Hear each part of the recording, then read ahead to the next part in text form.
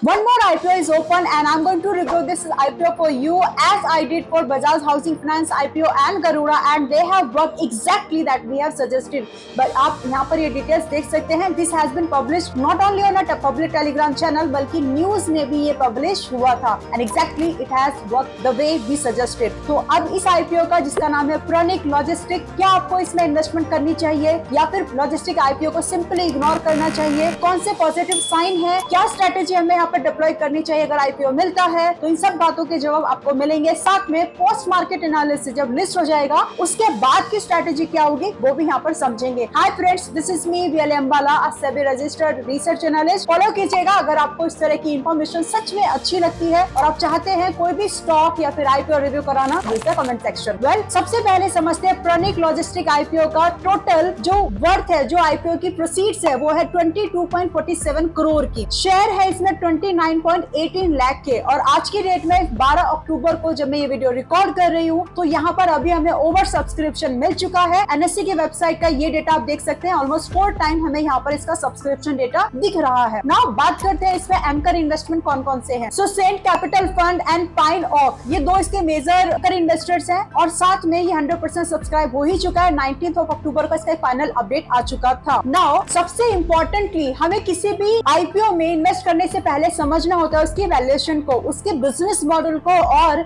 उसके नंबर्स को, यानी फाइनेंशियल्स को भी. क्या वहाँ पर कुछ इरेगुलरिटी दिखाई दे रही है या फिर सब कुछ सही है? तो पहले पीर कंपैरिजन हम लोग करेंगे. एज आई सेड, इसका PE रेशियो अगर पोस्ट मार्केट इस अपर सर्किट में भी ये लिस्ट होता है तो 19.46 का होगा. आज की डेट में इसका PE है 15.33 का, जबकि इसकी जो EPS है जिस लिस्ट को प्राइस पॉइंट पर भी लिस्ट होकर के आएगा तो इसका जो अर्निंग है वो 5.02 से घट करके 3.94 की हो जाएगी. यानी कंपनी को आपको फायदा देने के लिए और अच्छे से काम करना पड़ेगा. वेल, अब बात करते हैं इसका पीर एनालिसिस का. देखिए, लॉजिस्टिक की कंपनी है तो इसका मतलब ये नहीं है कि आप इसको अदानी पोर्ट से कंपेयर कर लें, बिकॉज इसका जो बिजनेस मॉडल है, सिर्फ आप सिंपल और साधारण भाषा में अगर मैं आपको समझाऊं तो एक सामान को एक दूसरी जगह पर पहुंचाने का, वो भी नेशनली यानी इंडिया में ही, एंड लगभग ये 13-17 नेशनल स्टेट्स में काम करती है, and it is based on West Bengal. Well, यहाँ पर इसका कंपैरिजन करने के लिए VR लॉजिस्टिक्स, गेटवे और इस तरह की और भी कंपनीज आपकी स्क्रीन पर हैं, जिसके कुछ की मैट्रिक्स मैंने यहाँ पर की मैट्रिक्स मैंने स्क्रीन पर मेंशन किए हैं. तो इन सब को एनालाइज करते हुए हम ये समझ सकते हैं कि कंपनी बहुत ज्यादा ओवर वैल्यूएशन पर मार्केट में नहीं आ रही है. लेकिन there is something that you need to really observe. So now what's that?